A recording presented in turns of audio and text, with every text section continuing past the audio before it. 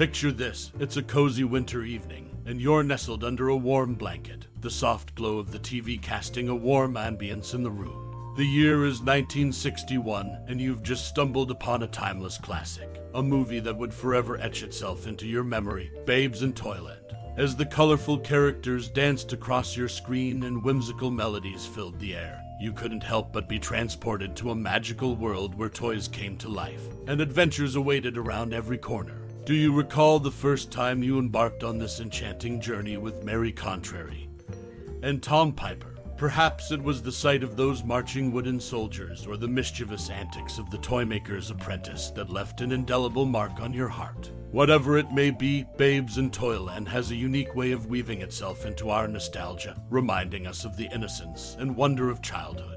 Now, as we venture behind the scenes, let's uncover some fascinating tidbits about this beloved movie that may surprise even the most ardent fans. Get ready to rediscover the magic of Babes in Toyland in a whole new light. In the 1961 movie Babes in Toyland, there's an interesting tidbit about the voice of Sylvester J. Goose. It's not a famous actor, but the film's director, Jack Donahue, who provided the voice for this character. To promote the movie, a special rap party was organized and aired on Walt Disney's Wonderful World of Color, a show that had recently switched to NBC and started broadcasting in color instead of black and white. The episode was hosted by Annette Funicello and Walt Disney himself. They explained clips from the movie and introduced the cast. During the rap party, there were some exciting performances. Ray Bolger did a soft shoe dance, and Tommy Sands showcased his skills with a bongo drum solo. And Jillian sang A Flock of Sheep Named Henry with Henry Calvin. Ed Wynn, who was a legend with 60 years in show business, received his Mouse-Car statuette, a special recognition, during this event. This rap party was a colorful and entertaining way to promote Babes in Toyland and mark the transition of Walt Disney's Wonderful World of Color to a new network. It brought together some of the movie's stars and celebrated the magic of Disney in style. And that's a bit of interesting trivia about the 1961 movie Babes in Toyland. Babes in Toyland, Disney's first live-action musical, and its unusual fate in 1961. Disney Studios took a bold step by producing Babes in Toyland, their first live-action musical. Despite heavy promotion, the film flopped at the box office. This was a departure from the usual success of Disney's big films. Unlike many other Disney classics that were re-released in theaters, Babes in Toyland didn't get a second run until 8 years later when it aired on television. It marked a significant departure from Disney's typical strategy. The movie's lackluster performance led Disney to wait until 1964 to attempt another musical on such an elaborate scale, which resulted in the highly successful Mary Poppins. This transition from failure to success marked a pivotal moment in Disney's cinematic history during Walt Disney's lifetime. One standout segment of the film was the stop-motion wooden soldier sequence, which took over 6 months to film. This dedication to craftsmanship and attention to detail contributed to the film's unique charm. Babes in Toyland also had an interesting connection to the past. The original March of the Wooden Soldiers, produced by Hal Roach, starred the legendary comedy duo Stan Laurel and Oliver Hardy. In this Disney remake, 2 comic actors notably impersonated Laurel and Hardy, with Henry Calvin playing the role of Gonzorgo. Interestingly, Henry Calvin had previously impersonated Oliver Hardy in an episode of The Dick Van Dyke Show, where Dick Van Dyke impersonated Stan Laurel. This playful nod to the iconic duo added a layer of nostalgia to the film.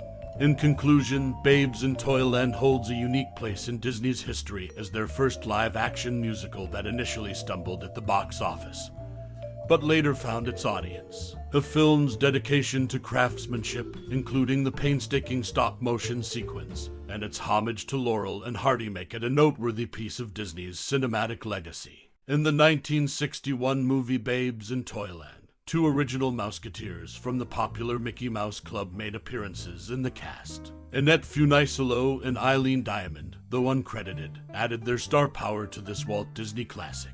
Moreover, many of the movie's enchanting sets had a second life at Disneyland in Anaheim. From November 1961 to 1962, visitors could explore sets like Mary's Garden and Fountain, the Shoe House, the Pumpkin House, and the mystical forest trees as a walk-through attraction. It was a chance for fans to step into the whimsical world of the film. Notably, the toy soldiers featured in the movie found their way into Walt Disney's Mary Poppins in 1964 during the nursery sequence. These same toy soldiers have become favorite features of holiday parades in Disney parks even to this day. Disney animator Bill Justice ensured that the park soldiers were identical to their movie counterparts, preserving the magic for generations of visitors. Babes in Toyland continues to leave its mark, with its cast connections, iconic sets, and enduring characters shaping the Disney experience for fans young and old. In the 1961 movie Babes in Toyland, one of the costliest props was a massive toy-making machine. This contraption was designed by Disney's top artists and constructed by the special effects department. It came with a hefty price tag of £1,000. This film stands out in Disney's history for a couple of reasons. It's the only Disney-produced movie based on a hit Broadway stage musical. Moreover, it was the first Disney musical that mainly used songs not originally written for the film. However, it's worth noting that the movie takes some liberties and is not very faithful to the original 1903 stage version. There's an interesting backstory to the film's production. Ward Kimball was initially set to direct it, but a falling out with Walt Disney changed that. During Disney's absence, Kimball made decisions like arranging an audition for Ray Bolger and approving set designs, which were typically Walt's domain. A studio publicist even advertised Kimball as the film's director without his knowledge. All of this led to Disney firing Kimball, believing he had overstepped his authority. So, Babes in Toyland from 1961 wasn't just a whimsical tale on screen. It had its own drama behind the scenes, showcasing the complexities of movie making in the Disney world.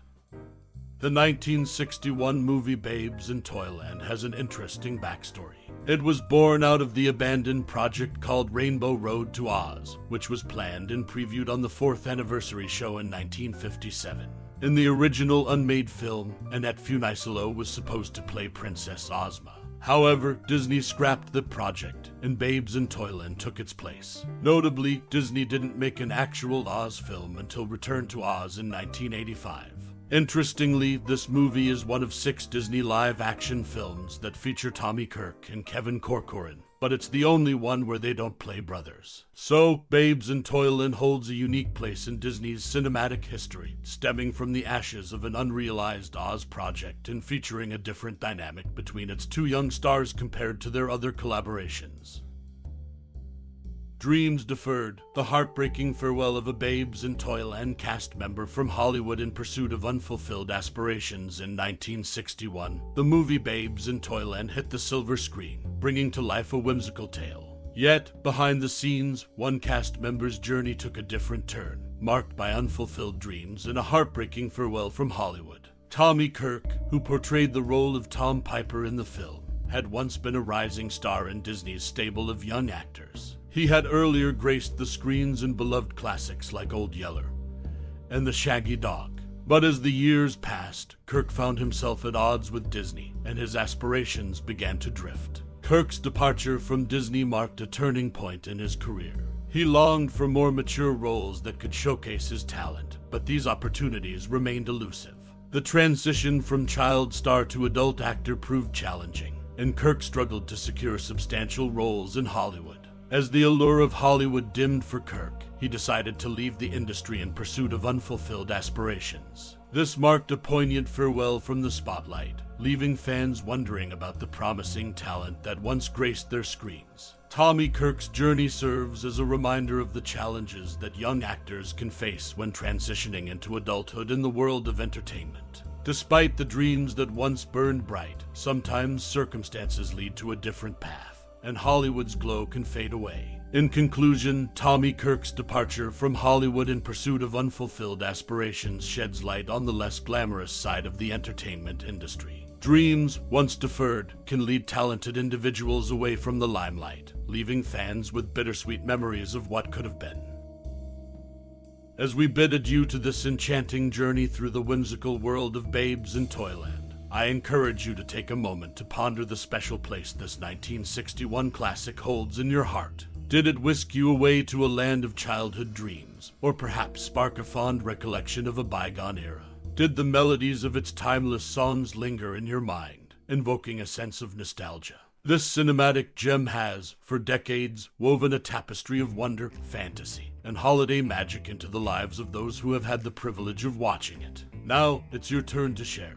We'd love to hear your cherished memories, your most cherished scenes, or the characters who've stayed with you over the years. How did Babes in Toyland touch your soul? So, whether you're reminiscing about Laurel and Hardy's delightful antics, marveling at the ingenious toy-making machines, or simply reveling in the joy of a story well told, we invite you to open the treasure chest of your memories and share your thoughts with us. After all, the magic of this film becomes even more potent when shared and celebrated together.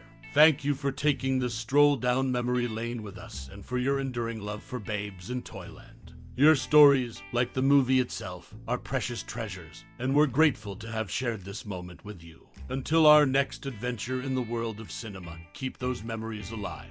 Warm regards,